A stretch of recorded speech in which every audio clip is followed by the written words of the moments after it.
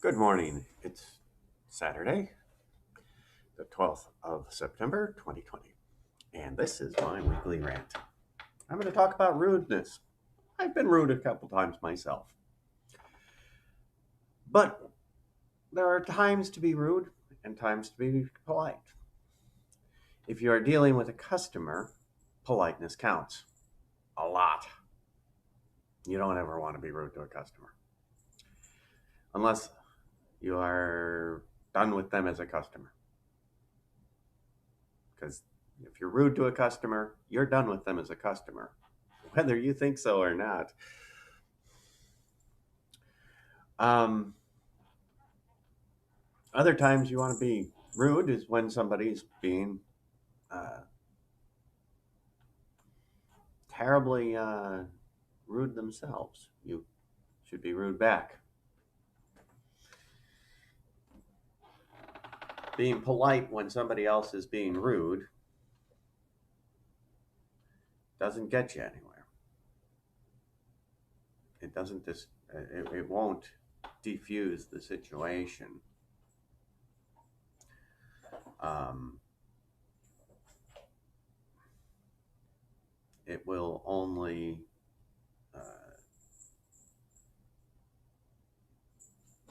embolden them. So when somebody else is being rude, you should call them out on it uh, directly. And you don't have to use vulgar words, but you can call them out on it directly. The other time to be rude is when you want to pick a fight, when you want to cause uh, dissension or trouble. Um,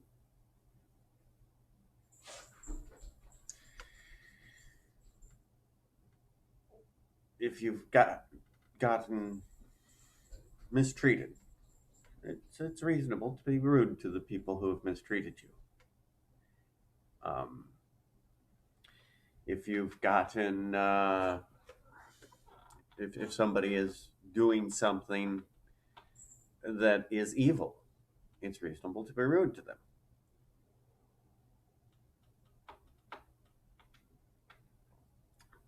I'm also rude to people who are stupid because I can't abide stupid. It's really annoying to me.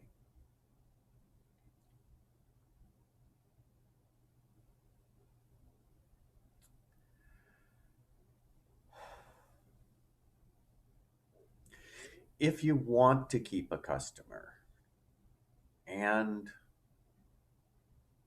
their one of your employees has been rude to them, you do not back up the employee being rude to your customer ever. You must sympathize, apologize, and do what you can to help the customer to understand. Um, I had a doctor uh, be rude to me when his receptionist was already rude to me because I was rude back to the receptionist. I was curt with her. And I'm not going back to that doctor again. Never will. That doctor has lost a customer.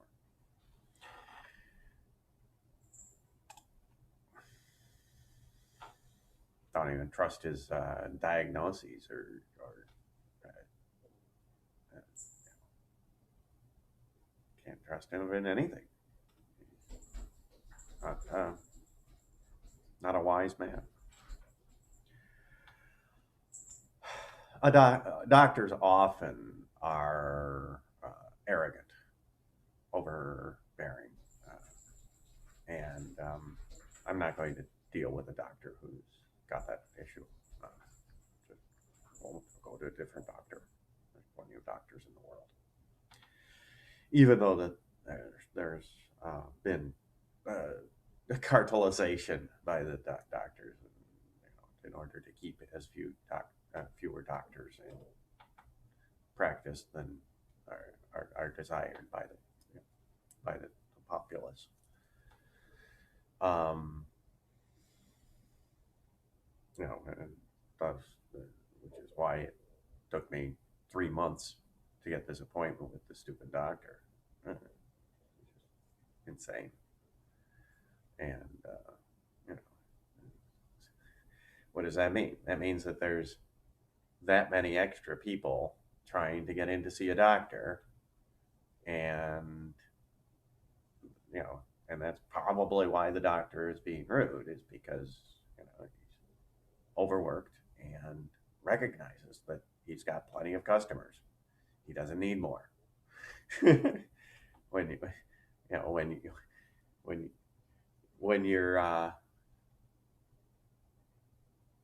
when your service provider is um,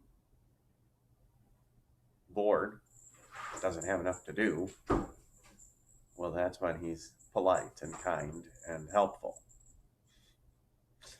When your service provider is busy, busy, busy, and doesn't have enough time to stop and smell the roses, that's when you've got, uh, that's when they start getting rude to you.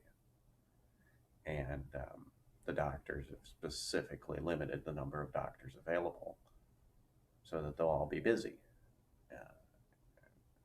And they cost themselves their quality of life for dollars. And I push to end all medical licensing requirements as president.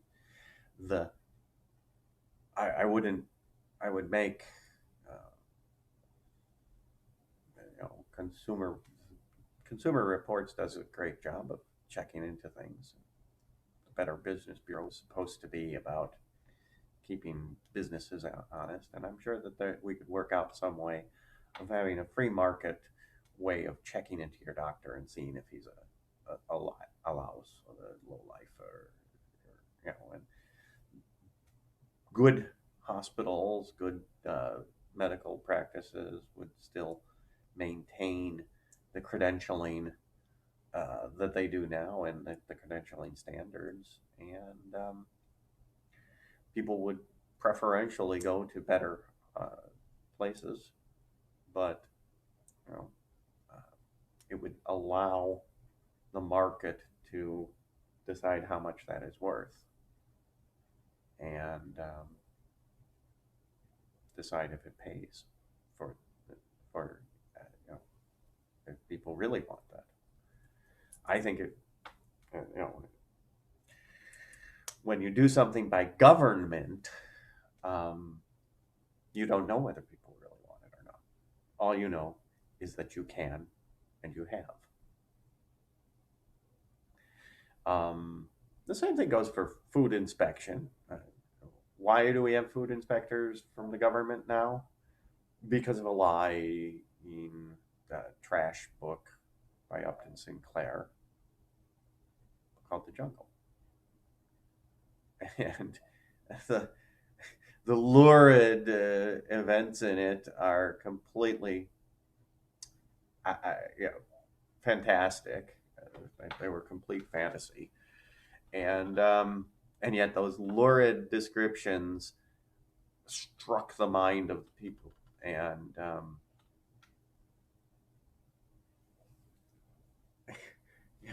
nobody pointed out on the other side. Wait a minute, let me get this straight. You can't find a single instance of this actually happening, but the description of it in a fiction book was so horrific. You think we need government to prevent this fiction from happening? Let me get that straight. Is that exactly what you? Okay. Um, hmm.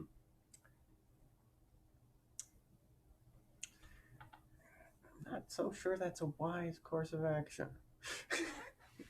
But they did it anyway. And, why do we have government parks instead of private parks? Because in the progressive era, people gifted their parks they started as private parks to the government. And the governments didn't say, this isn't our job. You want to let the park keep going with the park? Make a not for profit to run the park, but this isn't our job. I think one of the best private parks I've ever been in is the Morton Arboretum in Illinois, in Lyle, Illinois. It is immaculate, well cared for, well staffed, um, courteous every time. The staff don't get high and mighty about things, but you know, try to keep the trees and the and the people safe, and yet realize that it's there for the enjoyment of those people. Um, what last time I was at Yellowstone, though, the converse was true. The staff were curt and gave you the impression that you were a problem, and they had stopped moving the boardwalks around so people could get up close to the nicest features that were going on, and it was basically the boardwalks on one in one area were the same as the last time I had been there in the 70s. And yet all the active spots had moved around and you couldn't see anything. It was one of the worst visits I've ever had to Yellowstone. And why is that? Because they don't feel that those customers are their direct uh, are directly the people that they want to see. They've moved people back so far from faithful, you can barely see anything. It's it's nuts. I mean, you're now 150 feet back from the geyser when you used to be able to get up, and have the water from the guy Old Faithful fall on you all you wanted.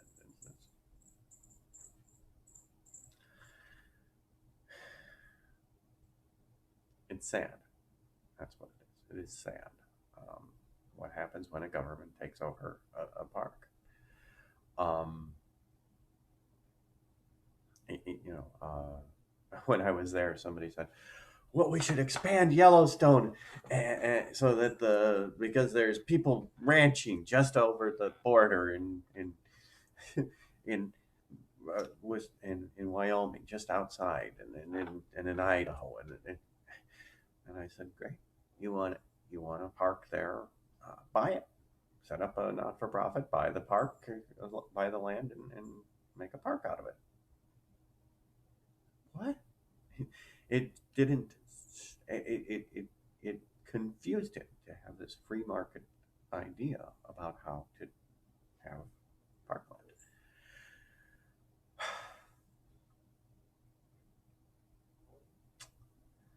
Rudeness is a part and parcel of a government system because you can't lose the customer. You can't lose the customer. You can't lose your job because you don't have enough customers. For you to lose your job, you have to have the customers go, then the legislator recognize it, then they're going to spend millions of dollars trying to make your thing better, and then they're going to finally say, "Oh well, we'll have to just reduce staffing," and then also they try to transfer everybody away instead of just firing them, and that's what. So why would anybody in a government position ever try to help? I mean, you've seen how people treat you at the DMV. You've seen how people treat you at court. You've seen how people treat you from how a government cop or a government DCFS agent or inspector treats you. They treat you like a problem to be removed as quickly as possible. And that's one reason I want to remove as much as possible from the purview of the government. So if you decide that this strikes a chord with you, be rude on election day. Write in John Shatke. Peace and joy.